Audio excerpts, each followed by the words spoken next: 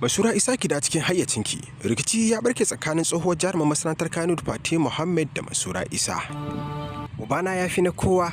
Jaruman masana'antar Kannywood kenan yayin wani faifan bidiyo da mahaifinta. Ku biyo mu a cikin shirin namu domin ganin wayannan abubuwa da ka faruwa a daidai wannan lokaci.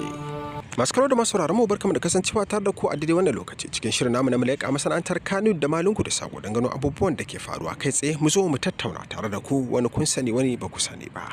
Kamar yadda kuke gani tashar tamu kenan ta Duniyar Hausa TV wanda muke kawo muku labarai kai tsaye. Sai dai muna roƙon ku dan Allah in har wannan shine karan ku na farko na kallon labaran mu ko shirye-shiryen mu da ku yi kokari ku danna mana subscribing da alamar ƙararrawa ku kuma danna liking. Hakan ne zai ci gaba da bamu ƙwarin gwiwa. Bayan fitar wani faifan bidiyo da tsohon jaruman masana'antar Kano Mansura Isa ta yi akan Dauda Kahutu Rarara da matarsa Aisha Humaira wanda ta mai da martani kan cewa wannan faifan bidiyon naku ne, ta faɗi maganganu da dama da yawan ku kun ga wannan faifan bidiyon kuma kun ji kalamai. Kazam sai tsohon jaruman masana'antar Kano Fati Muhammad domin suna tafe tare da Rarara ta fito a shafin da ta wallafar da wannan bayani cewa Mansura Isa ki dawo cikin hayyacinki. Kowa ya san hasada ce take ɗawainiya da ke. Rarara da matarsa Aisha Humaira sun fi ƙarfinki, sun miki nisa tamkar sama da ƙasa. Yayin da masu sharhi a ƙasan wannan bayanan nata kowa ke tofa albarkacin bakinsa game da wannan al'amari da suka je yana faruwa.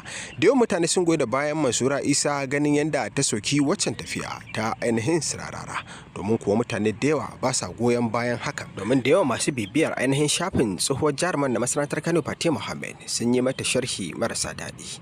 Ba don kuma ba domin ganin cewa ita ma kamar ko karan farautar su Rarara ce. To kuma dai menene za mu so mu ji naku ra'ayin a comment section. Shin abin da Mansura Isa ta faɗa ta yi daidai ko kuma ita abin da Fati Muhammad ta faɗa ta yi daidai? Bidiyon jaruman masana'antar Kannywood kenan kamar yadda kuke gani da ya ji hankalin mutane matuƙa da gaske, wanda ita da mahaifin nata suka yi anko suka kuma fito, wanda ta fito ta ziga nata mahaifin a ainihin shafin nata na sada zumunta tare da cike da ƙauna da kuma soyayya. Wani al'amarin ya burge mutane matuƙa da gaske. Mu ne musu fatan alkhairi. Allah ka ba mu ikon kyautatawa iyayenmu. Amin summa amin. Idan sun mutu Allah ka ba mu ikon yi musu addu'a. Allah ka cikan iyayenmu da kakanninmu. Amin.